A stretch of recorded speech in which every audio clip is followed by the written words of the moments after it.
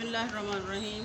السلام علیکم طلبہ اور طالبات، آج ہم تقابلی جائزہ لیں گے ملائیشیا، چائنا اور سری لنکا کے تعلیمی نظام کا۔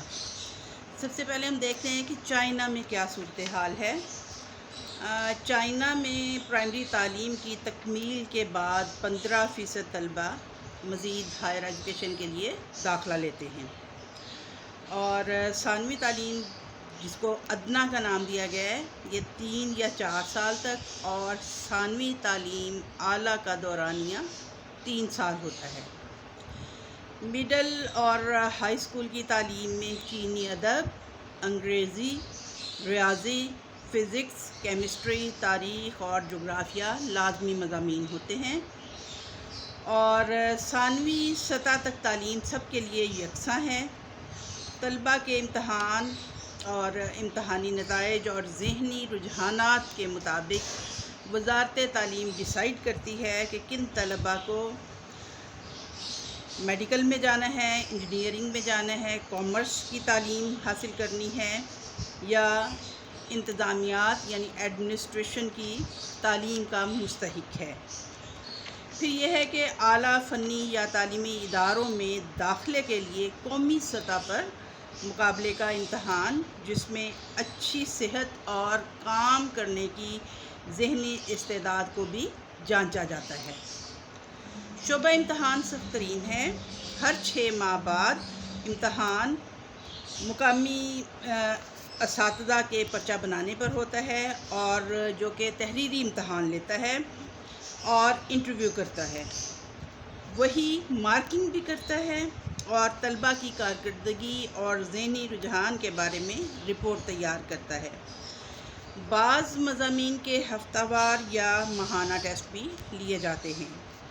یونیورسٹی یا دیگر اعلیٰ تعلیمی اداروں میں داخلے کے لیے خفیہ پیپر، خفیہ مارکنگ اور محکمہ تعلیم جو ہے ریاستی ضرورت کے مطابق ہی داخلہ دیتا ہے۔ اسی طرح سے جب ہم ملائیشیا کے حوالے سے بات کرتے ہیں تو ثانوی تعلیم کا آغاز 5 یا 6 سال کی عمر سے ہوتا ہے، اور اس میں ادنا اور اعلیٰ ثانوی درجات ہوتے ہیں۔ ادنا کا دورانیہ 3 سال ہے، جبکہ اعلیٰ کا دورانیہ 2 سال ہے۔ اپر ثانوی تعلیم آرٹس، سائنس، تکنیکی اور فنی تعلیم پر مشتمل ہوتی ہے۔ ادنا تعلیمی سرٹیفکیٹ امتحان کی بنیاد پر دیا جاتا ہے، اور جبکہ اعلیٰ ثانوی تعلیم کے لیے باقاعدہ انتخاب کیا جاتا ہے۔ اسکولوں میں سیمسٹر سسٹم ہوتا ہے، اور تعلیمی سال کا آغاز دسمبر کے پہلے ہفتے سے ہوتا ہے، اور ان کا تعلیمی سال جو ہے یہ 41 ہفتے کا ہوتا ہے، اور نصاب جو ہے وزارت تعلیم کی اجازت سے متعین کیا جاتا ہے، اور اس میں یکساں نصاب ہوتا ہے۔ قومی شعور اجاگر کرنے کا اور ہنر مند افراد پیدا کرنے پر خصوصی توجہ دی جاتی ہے۔ علم، مہارت، اقدار، نظریہ اور عمل کے ساتھ نصابی اور ہم نصابی سرگرمیوں کا مجموعہ نصاب میں شامل کیا جاتا ہے۔ گریڈ 9 تک خود بخود ترقی کرتے ہیں، تاہم 6 گریڈ میں زبان اور ریاضی میں پرائمری اسکول کا جائزہ ٹیسٹ ہوتا ہے، جبکہ گریڈ 9 کے اختتام پر ادنا تعلیمی سرٹیفکیٹ کے لیے امتحان کی کامیابی سے ٹیکنیکل اور پیشہ ورانہ اسکولز میں داخلہ دیا جاتا ہے۔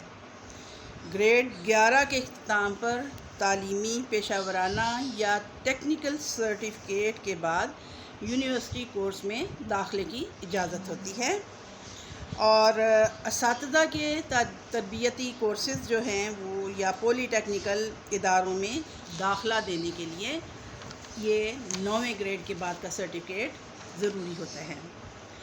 جبکہ سری لنکا کے حوالے سے جب ہم بات کرتے ہیں تو جونیئر ثانوی تعلیم جو ہے وہ 6 سے 8 سال تک ہوتی ہے، جبکہ سینئر ثانوی تعلیم 9 سے 11 سال، یعنی اتنا لمبا پیریڈ پڑھائی میں دینا پڑتا ہے۔ تعلیمی سال جو ہے وہ جنوری سے دسمبر تک ہوتا ہے، جس میں 3 ٹرمز ہوتی ہیں، اور ثانوی اسکول کا دورانیہ 5.5 گھنٹے کا ہوتا ہے۔ ثانوی سطح پر نصاب میں مضامین جو شامل ہوتے ہیں ان میں ہے مذہب، مادری زبان، انگریزی، ریاضی، سائنس، معاشرتی علوم و تاریخ، جمالیاتی تعلیم، جسمانی تعلیم اور ٹیکنیکل مضامین۔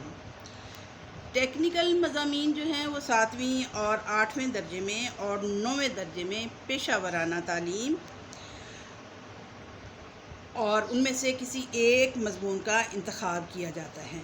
10ویں اور 11واں سال جو ہے اس میں طلبہ ایک ٹیکنیکل مضمون کا انتخاب کر سکتے ہیں۔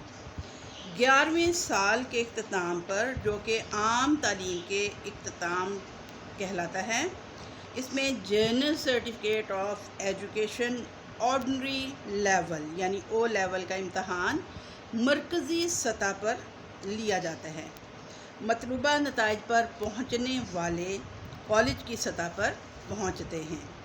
آرٹس، سائنس یا تجارت میں سے طلبہ 4 مضامین کا انتخاب کرتے ہیں اور اے لیول کا امتحان ہوتا ہے۔ قومی ادارہ تعلیم سلیبس کے لیے ہدایات جاری کرتا ہے اور اساتذہ کے لیے رہنمائی اور نصابی کتب کی فراہمی کا ذمہ دار ہوتا ہے۔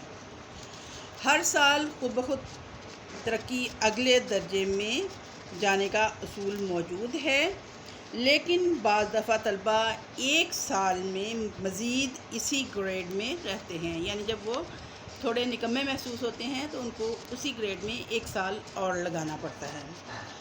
طلبہ 9ویں سال میں جونیئر ٹیکنیکل سرٹیفکیٹ اور 11ویں سال کے اختتام پر GCE لیول کا امتحان کالج کی سطح پر مختلف مضامین انتخاب کرتے ہوئے کرتے ہیں، اور امتحان میں مختلف مضامین کا انتخاب جو ہے وہ بہت اہم کردار ادا کرتا ہے، جبکہ GCE لیول میں حاصل کردہ مجموعی نمبر جو ہیں وہ یونیورسٹی میں داخلے کے لیے اہم ثابت ہوتے ہیں۔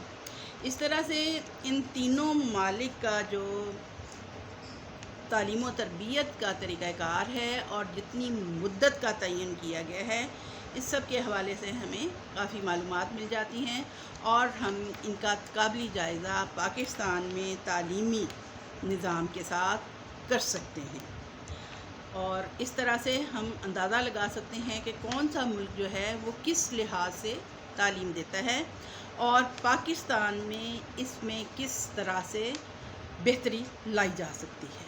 اوکے، تھینک یو، اللہ حافظ۔